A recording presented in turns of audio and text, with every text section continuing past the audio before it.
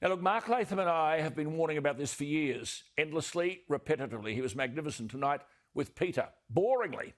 Well, mums and dads and HSC students take note Australia-wide.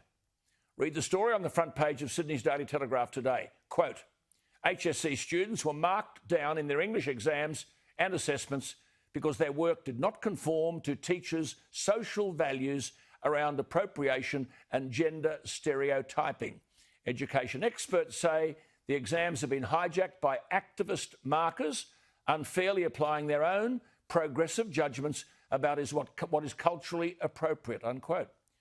I say to parents again, do you understand that your child may not have made it into the university course of choice because during the school year they didn't believe Donald Trump was going to blow up the world and said so. They didn't believe that global warming was such a threat that Bondi Beach would finish up at Bathurst. But here it's clear that students were penalised because they didn't consider, quote, appropriate concepts that have cultural sensitivity and are relevant to current times. Appropriate to whom? Some HSC marker. Our children have to learn, should be learning about problem solving, which starts with curiosity, examining all things around them, applying their own analysis to these things, formulating their own thoughts and being marked on the merit of their argument. Yet here we are being told that they've got to fit into some box which is appropriate and they must have cultural sensitivity. Fancy telling 18-year-olds, proud of their pa and ma, or whatever they call their grandfather, proud that grandpa went to war, but students must, quote, avoid gender stereotyping, such as grandfathers as returned war veterans who were heroes hiding their trauma, unquote. That is truth. Students can't write it. What's worse, penalised for writing it. I've said there are 4 big issues confronting this country. Energy's one. I looked at that last night. Harvesting water is another. I've been onto that for years. Unconscionable debt. I talked about that to Adam Crichton, and I'll continue to hold government accountable. But then there is education. What hope do we have? Not only with this indoctrination and propaganda in the classroom, but now students' whole futures, university entry, being jeopardised because the values of Western civilisation, what is often called the Enlightenment, but is simply language, which requires the exercise of wisdom and knowledge and reason and explanation, they're out the door.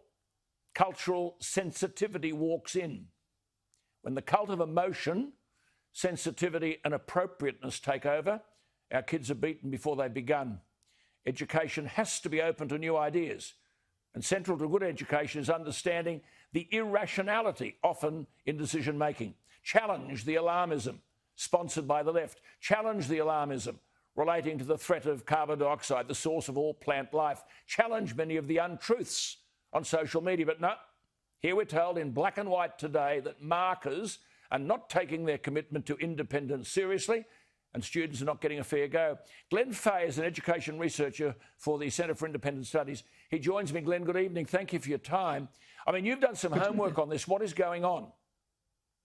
Alan, you've hit the nail on the head. Students simply can't get a fair go if they're ultimately being judged on the social values they demonstrate rather than the merit of their answers.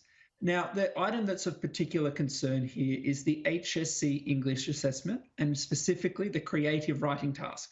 Now, in the creative writing task, students are asked to produce an engaging and authentic imaginative piece. Now, it's impossible to square the need to demonstrate authenticity at the same time of having to steer clear of any possible charge of invoking a stereotype, especially if that happens to be an accurate reflection of something that they're trying to express. Now, Alan, you'll know this, that at school and at university, students are constantly having to navigate a social justice minefield, and it's not beneficial to their education. But see, not only that, Glenn, the children are being placed in a world where they have to second guess how to answer a question. What will the examiner think of this? Working out what answer might be culturally appropriate. Don't judge the work on merit.